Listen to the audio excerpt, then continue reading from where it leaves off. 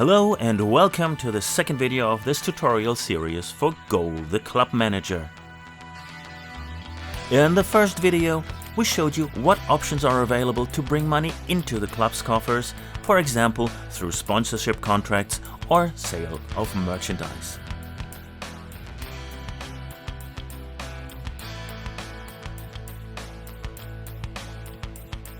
Now we will show you how you can spend money, ideally of course to strengthen your team. Of course you can also achieve this through good youth work, but we will talk about that at a later date, because this tutorial is mainly about the transfer market. The transfer phase, also known as the transfer period or transfer window, is the period during which players are allowed to move to a new club if they are under contract with another club. Clubless players or free agents are up to a certain degree an exception to this rule. In Goal, there are 2 transfer windows per year. In the summer, for example from July to August, and in winter. Here the window opens in January. If you play with the office as the main screen, you'll find all the essential switching points on your desk. You can take a look at your current squad via the clipboard. The mobile phone gives you access to the worldwide transfer market. In the notebook, you can find notes about interesting players who are currently being watched by your scouts. The globe leads you to the worldwide network, which you can expand over time in order to learn about future stars before anyone else. You can also search for players in specific countries and leagues by using the search engine. Alternatively, you can right-click to get to the menu view and select Transfer to access all of these selection options. The squad overview helps you to get an overview of the current player material and to see, for examples, on which positions you are understaffed. What exactly you need in terms of new or supplementary players depends of course on your preferred strategy. However, since this can be changed in relation to the players available, we would like to give you the following as a rule of thumb.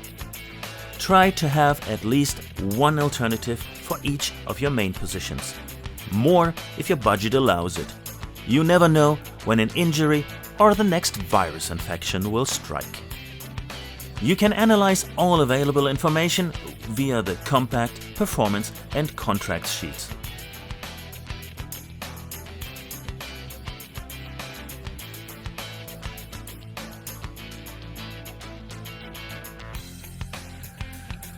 Here you can also put the player on the transfer list if you don't plan on using him anymore, or even terminate his contract for a severance payment. But for now, we assume that you don't want to clear the decks, but want to achieve your goals with the players you have. The value next to the profile picture indicates his possible strength. Goal can be played with 2 selectable strength systems. Default, and based on the origin of the franchise, is the system from 1 to 13, which we also see here. Alternatively, you can select a display of 1 to 100. Under the Profile tab, you will find the positions where he is best used, his talent, special skills or weaknesses, as well as his so-called real strength, meaning what he can currently bring to the pitch considering all influencing factors. Under Contract, you can see the contract details. Performance shows the appearances and the performance of the current season. Under Market Value, you can track the player's value development over his entire career, which is of course very much related to his previous clubs that you can find in the Transfer tab. The Talent determines the maximum playing strength, possible upgrades and downgrades, and how quickly the player can learn new skills. Legendary players, meaning footballers with 6 stars, are very rare. There are a total of 40 character traits that can have positive and negative effects on various game functions. If you move the mouse pointer over one of the symbols, you can see the respective description. Among them, you can find 9 abilities for goalkeepers and 16 for field players that have performance effects and can all be trained. So you don't have to refrain from extending a contract or signing a player if he has 1 or 2 weaknesses marked in red. These can be erased with appropriate training plans and even turned into strengths, especially if it is a very talented player. The form represents a value that is comprised of fitness and freshness. Both, like motivation, are variables and change through training and assignments. If you watched the first video tutorial, you already know that each team part is marked by a color. Orange for goalkeepers, green for defenders, blue for midfielders and red for strikers. In the lower section of the squad screen, you will find filter functions with which you can narrow down your search. You can search for certain parts of the team and narrow down the selection by age or strength. If you switch from here to the transfer market, some more choices will appear. The market value, the contract period, or a menu that shows whether a player is only available for purchase or for loan. Using these filter options, you can narrow down the list of results to suit your individual needs and financial restrictions. Once you have found a player that might be interesting, you can view the same data as for your players. But, what? There's no information available. That is indeed normal. Only when you have the players on your watch or scouting list, you gradually get more information.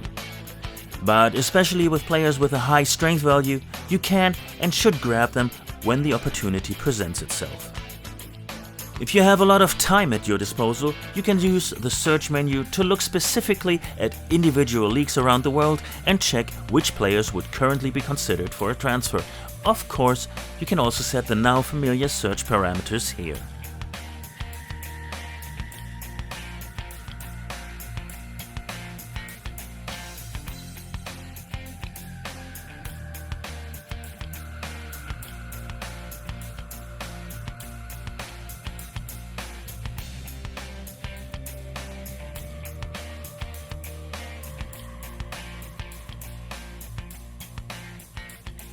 Once you have decided to acquire the player, you can contact him via the datasheet and offer him a contract.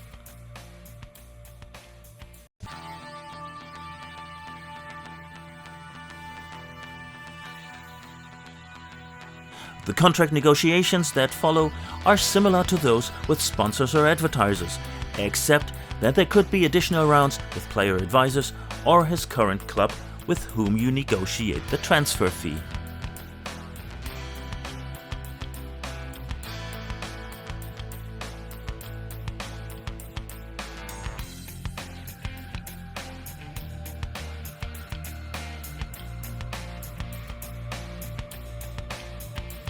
Once all parties are satisfied, you can assign a shirt number to your new player. If you want, you can also give new numbers to some or all of the other players, as you like it. Now that you know how to sign new players, we would like to take a look at scouting. Depending on the size of the club, there are already a number of people working here looking for new talent. If you can afford it, you have the chance to hire more via the staff sheet in the club menu. The main difference to the transfer market is that here you can search for players with the desired values and characteristics. The more specific information or needs you provide, the more likely you will find the player that you are looking for.